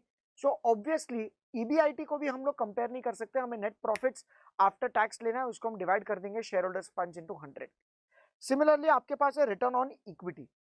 इसमें दोस्तों इक्विटी का मतलब होता है इक्विटी शेयर होल्डर फंड्स। दोस्तों अभी कंफ्यूज मत हो जाइएगा, डेट इक्विटी में जो इक्विटी था that was your share holders funds, return on equity में जो इक्विटी है वो है आपका इक्विटी शेयर होल्डर्स फंड्स, जिसमें हम लोग न्यूमरेटर में कंसिडर करेंगे net profit for equity share holders, divide that by equity share holders funds into 100। सो इसी तरह आपका return on equity share holders funds भी कैलकुलेट हो जाएगा। और दोस्तों फिर आपके पास है return on equity share capital. Return on equity share capital में हम लोग एनपैट माइनस प्रेफरेंस डिविडेंड करेंगे तो हमें net profit for equity share holders मिलेगा, और उसको हमें डिवाइड करना पड़ेगा इक्विटी शेयर कैपिटल के साथ। सो दोस्तों आप डिफरेंस देखिएगा कि return on equity share holders funds में डिनोमिनेटर में इक्विटी शेयर होल्डर्स फंड्स था, मतलब equity share capital plus reserves minus miscellaneous expenditure not return of, और यहां पे अगर हम देखेंगे तो केवल इक्विटी शेयर कैपिटल है, तो यहाँ पे दोस्तों आपका रिजर्व एंड सरप्लस आने वाला नहीं है। ये सभी रिटर्न रेशियोज जो भी कंपनीज में आप इन्वेस्ट करोगे, it should always be higher the better. फिर दोस्तों हम बात करते हैं प्रॉफिट एंड लॉस रेशियोज की। अभी ये भी दोस्तों बहुत ही सिंपल रेशियोज है। यहाँ पे हमारा बेसिक ऑब्जेक्टिव है कि हमें सब कुछ कंपेयर करना है हमारे सेल्स के साथ। सो दोस्तों जब भी हम बात कर रहे हैं ग्रॉस प्रॉफिट रेशियो की, जैसे आप सभी लोग जानते हो gross profit ratio is gross profit upon sales into 100। फिर दोस्तों net profit ratio net profits upon sales into 100। So net profits मतलब आपका नेट प्रॉफिट आफ्टर टैक्स। उसी तरह दोस्तों जब भी हम बात करते हैं ऑपरेटिंग प्रॉफिट रेशियो की, तो हम लोग ईबीआईटी अपॉन सेल्स इनटू 100 करते हैं। तो दोस्तों सब जगह पे हम लोग प्रॉफिटेबिलिटी में हम लोग प्रॉफिट एलिमेंट को डिवाइड कर देते हैं सेल्स इनटू 100, आपको प्रॉफिट एंड लॉस रेशियोज मिल जाएंगे, and this should also be higher the better. दोस्तों what about operating ratio? So आपका operating ratio will be 1 minus operating profit ratio. So मान लीजिए अगर आपका ऑपरेटिंग प्रॉफिट रेशियो है 8%, और अगर आपको देखना है कि आपके ऑपरेटिंग एक्सपेंसेस रेशियोज कितने हैं, सो 1 माइनस ऑपरेटिंग प्रॉफिट रेशियो करोगे तो आपको ऑपरेटिंग रेशियो मिलेगा विच इज नथिंग बट 0.92 या 92%। सो दोस्तों जितना तुम्हारा प्रॉफिट रेशियो ज्यादा होगा उतना तुम्हारा ऑपरेटिंग एक्सपेंस रेशियो कम होने वाला है। यहाँ पे दोस्तों कभी कभी आपको क्वेश्चन में ऑपरेटिंग एक्सपेंस का लिस्ट दिया जाएगा कि ऑपरेटिंग एक्सपेंस में हमें एडमिन लेना है, सेलिंग लेना है, वेयरहाउस लेना है, ट्रांसपोर्ट लेना है, तो वो सारे ऑपरेटिंग एक्सपेंसेस का हम टोटल करेंगे, डिवाइड कर देंगे सेल्स के साथ, मल्टीप्लाई कर देंगे 100 के साथ, तो हमें पता चल जाएगा हमारा ऑपरेटिंग रेशियो क्या है। दोस्तों आप कोई भी एक्सपेंस को सेल्स के साथ कंपेयर करके उसका एक्सपेंस रेशियो भी निकाल सकते हो। जैसे फॉर एग्जांपल हम बात कर रहे हैं यहाँ पे आपके एडमिन एक्सपेंस रेशियो की, तो admin expense upon sales into 100, selling expense ratio की, तो selling expense upon sales into 100। दोस्तों ये जो भी एक्सपेंस रेशियो है जितना कम होगा उतना ज्यादा बेटर है, ठीक है। सो दोस्तों with this your P&L ratios also gets completed। अभी हम आते हैं revision of some other important ratios के साथ, जिसका काम केवल रेशियोज चैप्टर में नहीं है बट आगे भी लेवरेजेस, कैपिटल स्ट्रक्चर, आपको यहाँ सब में ये इंपॉर्टेंट रेशियोज काम में लग सकता है। जैसे कि basic ratios, earning per share क्या होता है, net profit for equity share divide by number of equity shares. Dividend per share क्या होता है कि जो भी आपकी इक्विटी डिविडेंड है हम लोग उसको डिवाइड कर देते हैं नंबर ऑफ इक्विटी शेयर्स के साथ। फिर दोस्तों आपका रिटेंशन क्या है, तो आपकी earning per share minus dividend per share upon earning per share into 100, तो ये चीज दोस्तों आपको दे देगा आपका रिटेंशन, ओके। और अगर आपको dividend pay out ratio find out करना है, तो अगर आपकी ईपीएस है 10 रुपए की और आपका डिविडेंड पर शेयर है 6 रुपए का, सो गाइस कैन आई से कि आपका 60% पे आउट रेशियो है, और दोस्तों आपका रिटेंशन होगा फिर 1 minus your dividend pay out ratio, उससे आपको रिटेंशन मिल जाएगा। दोस्तों आपकी बुक वैल्यू पर शेयर है equity share holders funds divide by number of equity shares. यहाँ पे याद रखिएगा इक्विटी शेयर होल्डर्स फंड्स है, equity share capital plus reserves minus miscellaneous expenditure को हम डिवाइड कर देते हैं नंबर ऑफ इक्विटी शेयर्स के साथ, तो हमें worth of an equity share, book value of an equity share पता लग जाता है। पी रेशियो दोस्तों आपको बहुत आगे भी काम लगने वाला है कि जहां पे हम लोग एमपीएस अपॉन ईपीएस करेंगे, और अगर आपके पास क्वेश्चन में कभी कभी पी रेशियो दिया हुआ था तो पी रेशियो इंटू ईपीएस करके हम लोग मार्केट प्राइस को भी आइडेंटिफाई कर सकते हैं। फिर दोस्तों आपका अर्निंग प्राइस रेशियो या फिर earning yield ratio, dividend price ratio या फिर डिविडेंड यील्ड रेशियो। दोस्तों इसमें हमें क्या करना है, यील्ड मतलब एक टाइप का रिटर्न्स, तो कैसे याद रखेंगे आप कि अगर हम लोग अर्निंग यील्ड रेशियो की बात करते हैं तो what ever is your earning per share, हम उसको डिवाइड कर देंगे मार्केट प्राइस पर शेयर इंटू 100, तो हमें पता चल जाएगा कि आपका अर्निंग यील्ड रेशियो कितना है। मान लीजिए कि अगर कोई पर्टिकुलर कंपनी है रिलायंस इंडस्ट्रीज लिमिटेड, उसका दोस्तों ईपीएस है 10 रुपया और उसका मार्केट प्राइस पर शेयर है 100 रुपया। सो कैन आई से आपका ये पर्टिकुलर रेशियो होगा 10%। उसी तरह दोस्तों डिविडेंड यील्ड रेशियो में हम लोग हमारे यील्ड या रिटर्न्स को डिविडेंड कंसिडर करेंगे और उसको हम लोग करंट मार्केट प्राइस के साथ मल्टीप्लाई करके इंटू 100 करेंगे, तो आपको ये यील्ड रेशियोज मिल जाएंगे। फिर दोस्तों आपके पास है इंटरेस्ट कवरेज रेशियो। इससे क्या पता लगता है कि आपका कितना number of times interest cover हो रहा है फ्रॉम दी ऑपरेटिंग प्रॉफिट्स। सो हम लोग क्या करेंगे, ईबीआईटी अपॉन इंटरेस्ट, बिकॉज आपकी इंटरेस्ट ईबीआईटी से पे की जाती है, तो हम लोग ईबीआईटी अपॉन इंटरेस्ट कंसिडर करेंगे। ये रेशियो जितना ज्यादा होगा उसका मतलब होता है कि रिस्क उतना कम है, आप ज्यादा नंबर ऑफ टाइम्स को इंटरेस्ट को कवर अप कर रहे हो, सो रिस्क ऑफ डिफॉल्ट कम हो जाता है। अगर आपका ईबीआईटी मान लीजिए 10 लाख रुपया है और आपका इंटरेस्ट है 1 लाख रुपए, सो गाइज वो 10 लाख डिवाइड बाय 1 लाख, सो आपका इंटरेस्ट कवर अप हो रहा है 10 टाइम्स। और अगर कोई दूसरी कंपनी है जिसमें ईबीआईटी है 5 लाख और उसका इंटरेस्ट है 1 लाख, तो आपका इंटरेस्ट कवर अप हो रहा है 5 टाइम्स। तो रिस्क कहां पे कम है? सो जहां पे तुम्हारा कवरेज रेशियो ज्यादा होगा। Same thing applies for preference dividend coverage ratio, जिसमें आपको एनपैट अपॉन प्रेफरेंस डिविडेंड आपको करना है। डेट सर्विस कवरेज रेशियो दोस्तों, यहां पे भी आपको NPAT plus depreciation plus amortisation plus interest.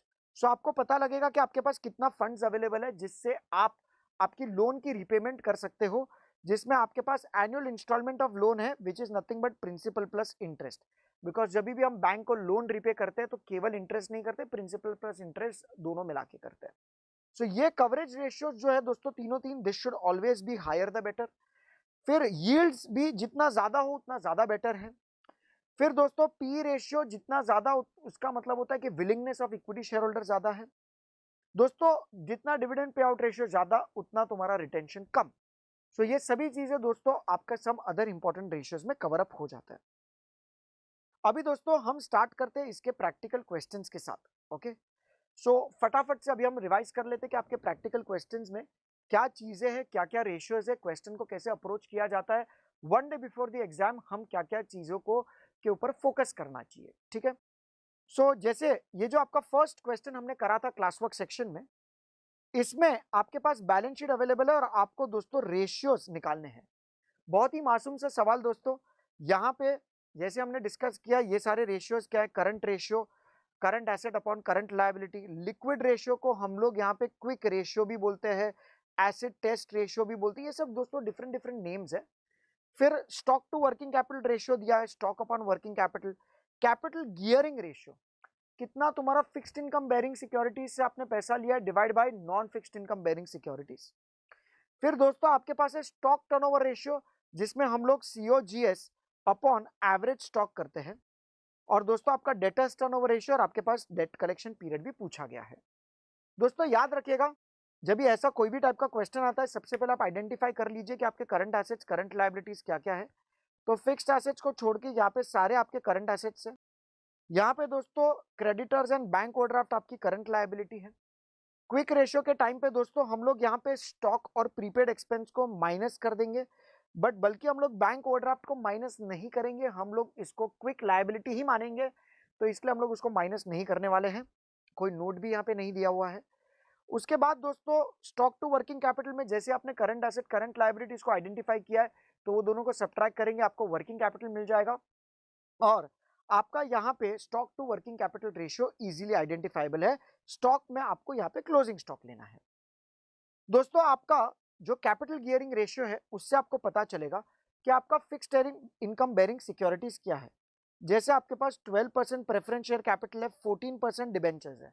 ये दोनों सोर्सेस कुछ ऐसे हैं जहां पे आपको कंपलसरी फिक्स्ड ऑब्लिगेशन बेयर करना है और उसको हम डिवाइड कर देंगे आपके इक्विटी शेयर होल्डर फंड्स के साथ। सो दोस्तों आपका equity share holder fund is equity share capital plus ये जो भी रिजर्व्स है माइनस आपकी miscellaneous expenditure not return of, वो बल्कि ये पर्टिकुलर क्वेश्चन में अवेलेबल नहीं है, तो आपका कैपिटल गियरिंग रेशियो निकल जाएगा। स्टॉक टर्नओवर रेशियो में दोस्तों आइडेंटिफाई कीजिए कि क्या यहाँ पे आपके पास ओपनिंग स्टॉक है या नहीं। तो बिल्कुल अवेलेबल है, आपके पास ओपनिंग स्टॉक है 1,20,000 और आपके पास क्लोजिंग स्टॉक है 3,80,000। सो डेफिनेटली आप एवरेज कर सकते हो, तो आपका एवरेज स्टॉक के साथ आपका डिनोमिनेटर आ जाएगा। डेटर्स टर्नओवर रेशियो में दोस्तों आपके पास ओपनिंग डेटर्स अवेलेबल है, तो वी आर वेरी लक्की, हम लोग एवरेज डेटर्स को कंसिडर कर सकते हैं इन द डिनोमिनेटर।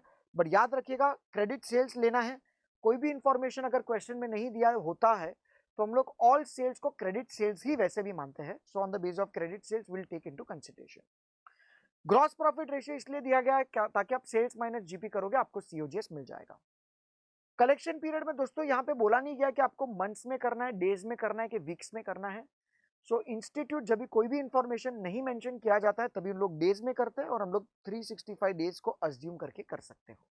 अगर दोस्तों आपने 360 डेज लेके भी किया है तो गलत नहीं है, बट नीचे नोट जरूर लिख लीजिएगा कि it is assume that there are 360 days in a year. Alternatively हम लोग 365 डेज को भी कंसिडर कर सकते हैं। दोस्तों इसी से आपका ये फर्स्ट क्वेश्चन कंप्लीट हो जाता है। अभी सेकंड क्वेश्चन में आपको क्या दिया गया है, that the following information relates to X limited for the year ended 31 March 20 आपके पास दोस्तों वर्किंग कैपिटल है, fixed assets to proprietors funds है। इसको याद रखिएगा दोस्तों, fixed assets to proprietors funds is 0.75:1, मतलब 1 रुपए का प्रोप्राइटर फंड में 75% आपका पैसा ब्लॉक हो रहा है फिक्स्ड एसेट्स में। Working capital turnover ratio 5 times है और रिटर्न ऑन इक्विटी आपको 15% दे रखी है। और आपको यहाँ पे proprietors funds, fixed assets and net profit ratio देखना है। दोस्तों याद रखिएगा कि जब भी आपके पास कोई भी प्रोप्राइटरी रेशियो अवेलेबल होता है तो उसमें हम लोग fixed assets upon proprietor fund करते हैं। तो आपको पता लगता है कि 1 रुपए के प्रोप्राइटर फंड में 75% अगर फिक्स्ड एसेट्स में ब्लॉक्ड है तो बैलेंस 25% फिर कहां पे ब्लॉक्ड है दोस्तों, तो वो आपका ब्लॉक्ड है in the form of working capital. So दोस्तों ये 0.25 हम लोग वर्किंग कैपिटल मानेंगे। तो इसका मतलब आपके पास नेट वर्किंग कैपिटल का अमाउंट अवेलेबल है 12 लाख रुपीस। सो दोस्तों फिर हम लोग ग्रॉस अप करके फाइंड आउट कर लेंगे कि आपका प्रोप्राइटर फंड कैसे है। सो आप एक इक्वेशन बना सकते हो समथिंग लाइक दिस, कि आपका जो भी प्रोप्राइटर्स फंड्स है that is nothing but fixed assets plus working capital. ठीक है, तो प्रोप्राइटर ने 1 रुपया डाला, फिक्स्ड एसेट्स में गया 0.75, सो ऑब्वियसली 25 पैसे गया आपका वर्किंग कैपिटल में, और आपके पास वर्किंग कैपिटल का अमाउंट अवेलेबल है 12 लाख रुपए। सो आपका प्रोप्राइटर्स फंड्स कितना होगा, तो आप क्रॉस मल्टीप्लाई करोगे तो आपको प्रोप्राइटर फंड मिल जाएगा और बैलेंसिंग पार्ट आपका फिक्स्ड एसेट्स होगा। नेट प्रॉफिट रेशियो के लिए दोस्तों हम लोग एनपैट अपॉन सेल्स इंटू 100 करेंगे, और यहाँ पे आपके पास सेल्स कहां से आएगा, वर्किंग कैपिटल है और आपके पास टर्नओवर रेशियो है। So working capital turnover ratio sales upon working capital, तो आपको सेल्स मिल जाएगा। और आपको अगर नेट प्रॉफिट रेशियो कैलकुलेट करना है तो आपको यहाँ पे नेट प्रॉफिट भी पता होना चाहिए। तो आरओई की मदद से हम लोग नेट प्रॉफिट रेशियो ढूंढ सकते हैं। आपका आरओई क्या होगा, net profit available for equity shareholders divide by equity shareholders funds into 100, और यहाँ पे कोई भी प्रेफरेंसेस नहीं है। तो आपके जो भी प्रोप्राइटर्स फंड्स है वो सारे के सारे आपके इक्विटी शेयरहोल्डर्स फंड्स है, जिसके बेसिस पे आपका नेट प्रॉफिट्स मिल जाएगा। ठीक है, सो दोस्तों इसी से आपका क्वेश्चन नंबर 2 आपका कंप्लीट हो जाता है। ये क्वेश्चन रिवाइज करने का बेसिक ऑब्जेक्टिव वही था कि आपको जब भी ऐसा कोई भी रेशियो दिया होता है तो बैलेंसिंग पार्ट आप वर्किंग कैपिटल ट्रीट करके आगे प्रोसीड कर सकते हो। और इसमें दोस्तों हम क्या अज्यूम करते हैं कि कोई भी बोरोड फंड्स नहीं है, कोई भी लॉन्ग टर्म इन्वेस्टमेंट्स वगैरह नहीं है। क्वेश्चन नंबर 3 दोस्तों, ये मैं चाहता हूं कि आप लोग 1 डे बिफोर द एग्जाम एक बार जरूर देख के जाइएगा।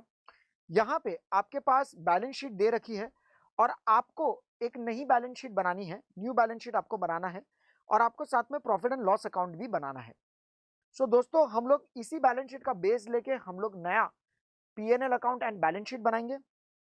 और जैसे कि आप लोग क्वेश्चन में देख सकते हो कि आपके पास existing share capital, PNL, liabilities, land and building, plant and machinery, ये आपका अक्यूमुलेटेड डिप्रिसिएशन दिया हुआ है, स्टॉक, रिसीवेबल, बैंक, ये सारे के सारे आपके करंट एसेट्स हैं।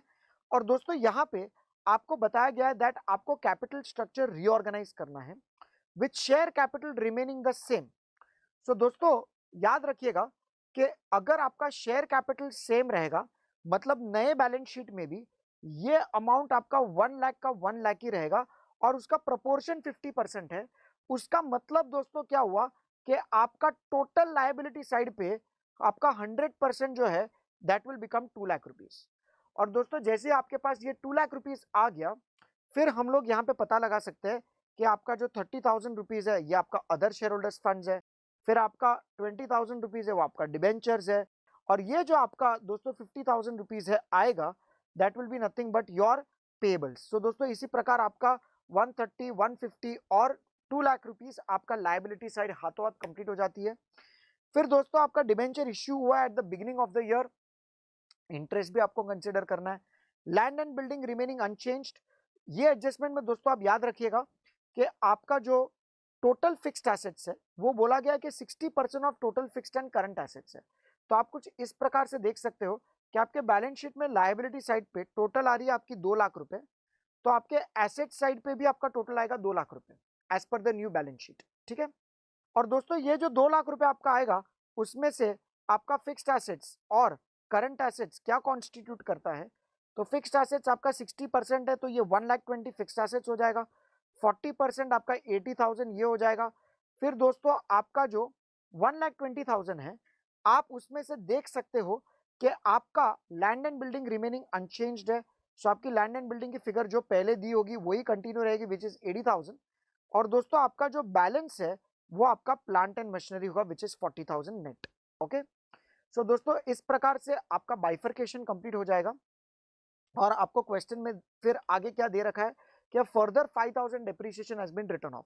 सो दोस्तों ये आपका पीएनएल में डेबिट हो जाएगा और साथ में ही आपका जो अक्यूमुलेटेड डेप्रिसिएशन होगा वो अभी 20,000 रुपीज हो जाएगी। और फिर आपको पता चलेगा कि there is going to be some additional purchase of fixed assets. Working capital ratio दोस्तों हम लोग current assets upon current liabilities के तौर पे ट्रीट करेंगे एज 8:5। क्विक एसेट रेशियो दोस्तों बहुत ही इजी, यहाँ पे आपको 1:1 दे रखा है और आपको यहाँ पे क्विक एसेट रेशियो की मदद से हम वैल्यू ऑफ स्टॉक को फाइंड आउट कर सकते हैं। रिसीवेबल्स जो है दोस्तों वो बोला है receivables which is nothing but 4/5 of quick asset. So जैसे ही आपके पास करंट एसेट्स आ गया, आपके पास स्टॉक आ गया, तो करंट एसेट में से आप स्टॉक माइनस कर दोगे तो आपके पास क्विक एसेट्स होगा। उसी क्विक एसेट्स का आपको 4/5 पार्ट आपको रिसीवेबल्स ट्रीट करना है। तो आपके पास डेटर्स आ जाएंगे based on the closing quick assets. और दोस्तों आपके पास debtors to sales reveal the credit period of 2 months. So दोस्तों ये रेशियो से फिर आपको सेल्स की अमाउंट मिल जाएगी और आपको ऐसा बताया गया there is no cash sales. तो जो भी आपका क्रेडिट सेल्स होगा वही आपका टोटल सेल्स है। तो जब भी आप ट्रेडिंग पीएनएल अकाउंट बनाओगे तो वहां पे आपका सेल्स इजीली आइडेंटिफाई हो जाएगा। फिर दोस्तों आपको रिटर्न ऑन नेटवर्थ कैलकुलेट करना है which is also known as return on equity share holders funds.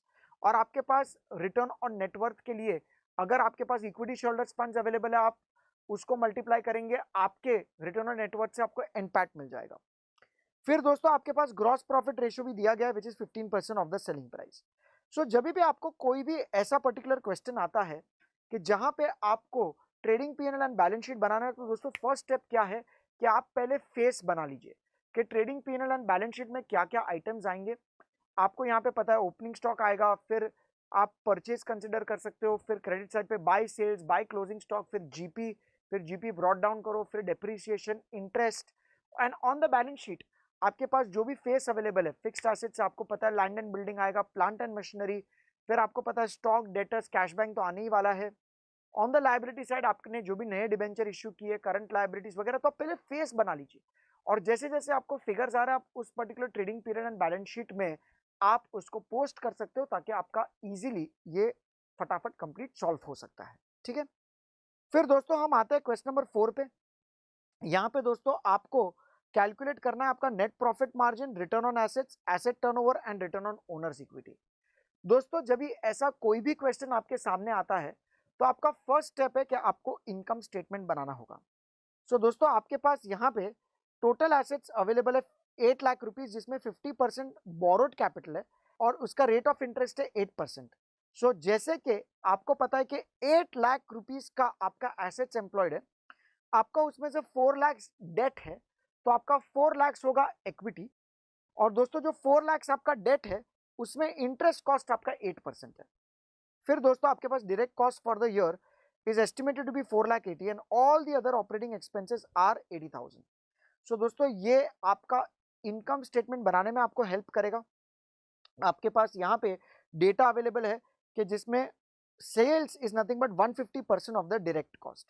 सो आपको रिवर्स कैलकुलेशन करके पहले इनकम स्टेटमेंट बनाना है। सेल्स में से डायरेक्ट कॉस्ट माइनस करेंगे, फिर हम लोग उसमें से ऑपरेटिंग कॉस्ट को माइनस करेंगे, फिर ईबीआईटी मिलेगा, फिर इंटरेस्ट माइनस करेंगे, फिर आपका ईबीटी माइनस टैक्स आपका एनपैट आ जाएगा। दोस्तों यहाँ पे नेट प्रॉफिट मार्जिन कैलकुलेट करना है जिसमें आप लोग एनपैट अपॉन सेल्स इंटू 100 करोगे। रिटर्न ऑन एसेट्स के लिए आप EBIT into 1 minus tax upon total assets into 100 भी कर सकते हो, एनपैट अपॉन एसेट्स इंटू 100 भी कर सकते हो। Asset turnover ratio will be sales upon total assets और return on owners equity which is nothing but net profit जो भी इक्विटी शेयर होल्डर्स के लिए अवेलेबल है divide that by equity share holders funds into 100। So आप आपके solution को भी साथ में चेक करते रहिएगा, आप रिवाइज करते रहिएगा ताकि आपके ये सारे कंसेप्ट्स इसके साथ मैच हो जाए। ठीक है, सारी ये सब चीज आपकी कंप्लीट हो जाए, आपका इनकम स्टेटमेंट भी कंप्लीट हो जाए और उसके साथ साथ आपको अप्रोच पता चल जाए कि जब भी ऐसा कोई भी क्वेश्चन आता है तो हमें स्टार्ट कहाँ से करना है, तो हमें इनकम स्टेटमेंट के बेसिस पे प्रिपेयर करना है। फिर दोस्तों हम आते हैं नेक्स्ट क्वेश्चन पे, क्वेश्चन नंबर 5। ये भी दोस्तों मैं क्वेश्चन चाहता हूँ कि आप 1 डे बिफोर द एग्जाम जरूर एक बार इसको देखिएगा। आपका स्टडी मॉड्यूल का भी क्वेश्चन है ये और यहाँ पे भी आपको PNL account and balance sheet बनानी है। और दोस्तों ये क्वेश्चन की खासियत है कि केवल आपके पास एक फिक्स्ड एसेट्स का अमाउंट अवेलेबल है 26 लाख रुपए और आपको इसके बेसिस पर पूरा trading P and L account and balance sheet आपको बनाना है। सो दोस्तों हम ऑब्वियसली वही रेशियो से स्टार्ट करेंगे कि जहां पे आपके पास फिक्स्ड एसेट्स का यूजेज हो रहा है। मेक श्योर दोस्तों कि आप एक पहले फेस बना लीजिए कि क्या क्या चीजें इस particular trading period and balance sheet में आने वाली है। और उसके बाद जैसे कि आपके पास यहाँ पे फिक्स्ड एसेट्स अवेलेबल है 26 लाख, तो आप ये रेशियो के जरिए सेल्स निकाल सकते हैं, फिर करंट एसेट्स निकल जाएगा, फिर एक बार करंट एसेट्स आ गया तो करंट लायबिलिटीज भी निकल जाएगा, लॉन्ग टर्म लोन्स निकल जाएगा अगर आपके पास करंट लायबिलिटीज है, तो एक के बाद ये रेशियो लिंक्ड है। और फिर दोस्तों आपका जो भी बैलेंस पार्ट बचेगा उसमें इक्विटी शेयर होल्डर्स फंड्स में से कैपिटल कितना है और रिजर्व्स एंड सरप्लस कितना है उसका भी ब्रेकअप आपको पता चल जाएगा। सो दोस्तों इसी से आपको ये बेसिकली बैलेंस शीट में क्या क्या चीजें आने वाली है वो क्लियर हो जाएगा। यहाँ पे क्वेश्चन का जो इंपॉर्टेंट पॉइंट है वो है आपका वर्क्स कॉस्ट कैलकुलेशन। सो दोस्तों वर्क्स कॉस्ट जिसको हम लोग फैक्ट्री कॉस्ट भी बोलते हैं, और यहाँ पे आपका फैक्ट्री कॉस्ट और सीओजीएस दोनों सेम है बिकॉज कोई वर्क इन प्रोग्रेस नहीं है। दूसरा दोस्तों इस पर्टिकुलर क्वेश्चन में ओपनिंग स्टॉक और क्लोजिंग स्टॉक दोनों ही सेम है, तो हम लोग सेल्स माइनस जीपी करेंगे आपको सीओजीएस मिलेगा, वही आपका वर्क्स कॉस्ट है। और जैसे ही दोस्तों आपके पास वर्क्स कॉस्ट आ गया फिर हम लोग उसमें से raw material consume direct wages का डिटर्मिनेशन कर लेंगे और बैलेंस पार्ट आपका मैन्युफैक्चरिंग एक्सपेंसेस या फैक्ट्री ओवरहेड्स रहेगा। तो जस्ट आपके रेफरेंस के लिए आप उसको कुछ इस तरीके से भी सॉल्व कर सकते हो कि आपका raw material consume, direct wages, factory overheads, ये सबका टोटल दोस्तों हम बोलेंगे है फैक्ट्री कॉस्ट, वर्क कॉस्ट। और दोस्तों जैसे आपका opening stock of finish goods और आपकी closing stock of finish goods ये दोनों ही दोस्तों सेम है, सो ये आपका कैलकुलेशन करेंगे तो आपको मिलेगा आपका सीओजीएस। बट जैसे ही दोस्तों यहाँ पे आपका ओपनिंग क्लोजिंग सेम है, आपका सीओजीएस ही आपका वर्क कॉस्ट होगा। और रॉ मटेरियल कंज्यूम्ड का कंपोनेंट है आपका 20%, डायरेक्ट वेजेस का कंपोनेंट है आपका 10%।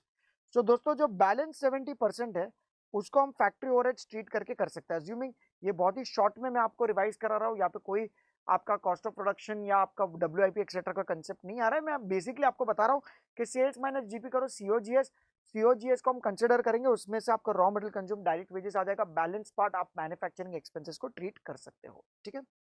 और फिर दोस्तों आपका ये ट्रेडिंग अकाउंट में जो भी आइटम्स डालनी है आप उसको कंसिडर करोगे। यहाँ पे स्टॉक ऑफ रॉ मटेरियल और स्टॉक ऑफ फिनिश गुड्स भी है। याद रखिएगा कि बैलेंस शीट के एसेट साइड पे जब भी आप करंट एसेट्स में स्टॉक लिखेंगे तो केवल स्टॉक ऑफ फिनिश गुड्स नहीं लिखना है, stock of raw material, stock of finish goods, debtors and balancing part will be your cash bank, तो वो हिसाब से आपको कैलकुलेट करना है। फिर दोस्तों हम लोग आते हैं नेक्स्ट क्वेश्चन पे। ये क्वेश्चन में भी दोस्तों आपको ऑपरेटिंग एक्सपेंसेस ढूंढना है और आपको बैलेंस शीट बनाना है और आपके पास फॉर्मेट रेडीली अवेलेबल है। दोस्तों जैसे ऐसा कोई भी क्वेश्चन आता है आपका फर्स्ट अप्रोच होता है आपको इनकम स्टेटमेंट बनाना। हम लोग सेल्स माइनस जो भी आपका ऑपरेटिंग एक्सपेंसेस होगा, सेल्स माइनस पहले सीओजीएस करेंगे, सीओजीएस के बाद आपका जीपी आएगा, फिर हम लोग ऑपरेटिंग एक्सपेंसेस को माइनस करेंगे। फिर यहाँ पे दोस्तों आपके पास यहाँ पे डेट अवेलेबल है। सो दोस्तों जैसे ही आपके पास यहाँ पे डेट अवेलेबल है हम क्या करेंगे, हम लोग यहाँ पे ईबीआईटी में से इंटरेस्ट को माइनस करेंगे, आपको ईबीटी मिलेगा। फिर दोस्तों हम टैक्स को माइनस करेंगे, आपको एनपीएटी मिलेगा। सो दोस्तों ये फॉर्मेट आपको आपके रेशियो का बनाना है, आपको इनकम स्टेटमेंट का बनाना है, और फिर यहाँ पे आपको ऑपरेटिंग एक्सपेंस केवल बैलेंसिंग फिगर के तौर पे मिलेगा बिकॉज बाकी सब कुछ डेटा आपके पास अवेलेबल है। आप ही सोचिए दोस्तों जब भी आपके पास सेल्स अवेलेबल है और आपके पास नेट प्रॉफिट्स अवेलेबल है मतलब आपके एनपैट अवेलेबल होगा, फिर हम लोग रिवर्स जाके बैलेंसिंग पार्ट को जरूर ढूंढ सकते हैं। और दोस्तों यहाँ पे आपके पास बैलेंस शीट भी आपको बनानी है।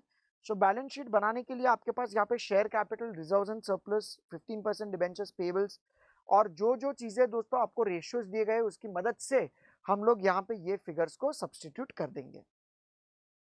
दोस्तों इसके बाद अभी हम स्टार्ट करते हैं नेक्स्ट क्वेश्चन के साथ विच इज रिगार्डिंग, बहुत ही सिंपल सा क्वेश्चन, आपको बैलेंस शीट बनाना है और आपके पास ये सब डेटा अवेलेबल है। यहाँ पे भी दोस्तों इस पे थोड़ा ध्यान दीजिएगा, fixed assets to proprietors funds है आपके पास 0.75:1, तो यहाँ पे आपका ₹1 के प्रोप्राइटर रेशियो में 0.75 आपका फिक्स्ड एसेट्स है, तो 0.25 आपका वर्किंग कैपिटल होगा। वर्किंग कैपिटल की अमाउंट दोस्तों आपके सामने रेडीली अवेलेबल है, तो हमें क्या करना है, फिर इसके ही जरिए हमें फिक्स्ड एसेट्स प्रोप्राइटर्स फंड्स मिल जाएगा। यहाँ पे दोस्तों करंट रेशियो और क्विक रेशियो भी दिया गया है ताकि आप आपके बैलेंस शीट को बहुत इजीली ड्राफ्ट कर सको। दोस्तों क्वेश्चन नंबर 8 में सेम कंसेप्ट एप्लीकेबल हियर, और यहाँ पे भी दोस्तों आपका केवल याद रखिएगा कि डेट में लॉन्ग टर्म लोन्स भी है और करंट लोन्स भी है। So that is why current debt भी है और लॉन्ग टर्म लोन्स भी है, और बेसिकली आपका बैलेंस शीट में यहाँ पे कोई भी रिजर्व्स एंड सरप्लस नहीं है, केवल इक्विटी शेयर कैपिटल आएगा। टोटल एसेट टर्नओवर रेशियो और इन्वेंटरी टर्नओवर रेशियो, इसके रिलेशनशिप के साथ आपको स्टॉक भी मिल जाएगा और accordingly you can do the calculation. So question number 7 and 8 दोस्तों बहुत ही बेसिक क्वेश्चंस, आपको बैलेंस शीट बनानी है। सो हम लोग रेशियोज की मदद से फॉर्मेट बना के बैलेंस शीट को प्रिपेयर कर सकते हैं। क्वेश्चन नंबर 9 दोस्तों मैं चाहूंगा आप 1 डे बिफोर द एग्जाम इसको जरूर देखिएगा। इस पर्टिकुलर क्वेश्चन में आपको इनकम स्टेटमेंट दिया हुआ है और आपके पास बैलेंस शीट भी अवेलेबल है, और आपको रेशियोज कैलकुलेट करके यहाँ पे आपको गिव रीजंस फॉर चेंज। तो दोस्तों यहाँ पे आपको analysis and interpretation of ratios भी करना है, जो मैं बोलूंगा ये टाइप 3 ऑफ द क्वेश्चन है ऑफ अकाउंटिंग रेशियोज। यहाँ पे दोस्तों आपके पास इनकम स्टेटमेंट अवेलेबल है, आपके पास बैलेंस शीट अवेलेबल है, हमें कैलकुलेशन करना है। इसमें दोस्तों दो इंपॉर्टेंट चीजें याद रखना। सबसे पहले बेसिक रेशियोज की अगर हम बात करें तो gross profit ratio, operating expense to sales ratio, figures आपके सामने रेडीली अवेलेबल है, आपको सिर्फ रेशियोज में सब्स्टिट्यूट करना है। ऑपरेटिंग प्रॉफिट रेशियो में हम लोग ईबीआईटी अपॉन सेल्स इंटू 100 करके कैलकुलेट करेंगे। कैपिटल टर्नओवर रेशियो में हम लोग कैपिटल एम्प्लॉयड जो भी किया होगा उसको और सेल्स को कंपेयर करेंगे। बट दोस्तों याद रखिएगा, ये जो कैपिटल एम्प्लॉयड टर्नओवर रेशियो है, यहाँ पे जब भी आप लोग डेटर्स टर्नओवर रेशियो वगैरह फाइंड आउट करोगे और डेटर्स कलेक्शन रेशियो की मदद से आप debt collection period find out करोगे, इसमें आपके पास opening capital for the first year available नहीं है, आपके पास opening debtors for the first year available नहीं है। सो दोस्तों हम लोग अगर फर्स्ट ईयर में क्लोजिंग के फिगर्स के बेसिस पे ही हम लोग कैपिटल टर्नओवर रेशियो या डेट कलेक्शन पीरियड निकालते हैं, सो सेकेंड ईयर में अगर आपके पास ओपनिंग अवेलेबल है, बिकॉज फर्स्ट ईयर का क्लोजिंग सेकेंड ईयर का ओपनिंग हो जाएगा, सो भले आपके पास क्लोजिंग ओपनिंग अवेलेबल है बट फिर भी हम लोग क्लोजिंग के बेसिस पे ही कैलकुलेशन करेंगे। सो दोस्तों मैं आपको क्या बताना चाहता हूं कि अगर आपके पास कोई भी 2 साल का डेटा, आपको कोई भी 2 साल के रेशियोज को कैलकुलेट करना है और जिसमें एवरेज का कंसेप्ट एप्लीकेबल है, बट दोस्तों फर्स्ट ईयर में अगर आपके पास ओपनिंग अवेलेबल नहीं है तो हम लोग क्लोजिंग के बेसिस पे ही सॉल्व करेंगे। सेकेंड ईयर में अगर आपके पास फर्स्ट ईयर का क्लोजिंग है जिसको हम लोग ओपनिंग ट्रीट कर सकते हैं बट हम लोग उसको करेंगे नहीं, हम लोग क्लोजिंग के बेसिस पे उसको सॉल्व करेंगे ताकि हम स्टैंडर्ड मेजर्स ऑफ कंपैरिजन कर पाए।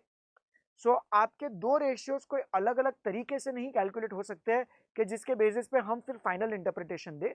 तो इसके लिए अगर आपके पास फर्स्ट ईयर का केवल क्लोजिंग अवेलेबल है, आपके पास अगर ओपनिंग अवेलेबल नहीं है, तो हम लोग फर्स्ट ईयर का क्लोजिंग के बेसिस पे ही हम लोग उसको सॉल्व करेंगे और सेकेंड ईयर में भी हम लोग क्लोजिंग के बेसिस पे ही सॉल्व करेंगे ताकि हम लोग स्टैंडर्ड मेजर्स पे कंपैरिजन कर पाए।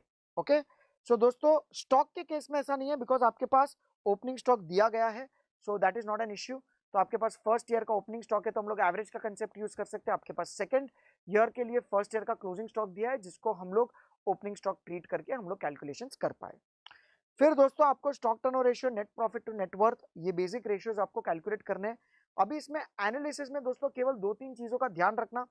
मान लीजिए कि अगर आपके पास यहाँ पे अगर ग्रॉस प्रॉफिट रेशियो कम हो रहा है तो हम कैसे उसका रीजनिंग देंगे कि जीपी रेशियो कम होने का कारण ये हो सकता है कि कंपनी का कॉस्ट बढ़ गया हो या फिर कंपनी का सेलिंग प्राइस कम हो गया रहेगा।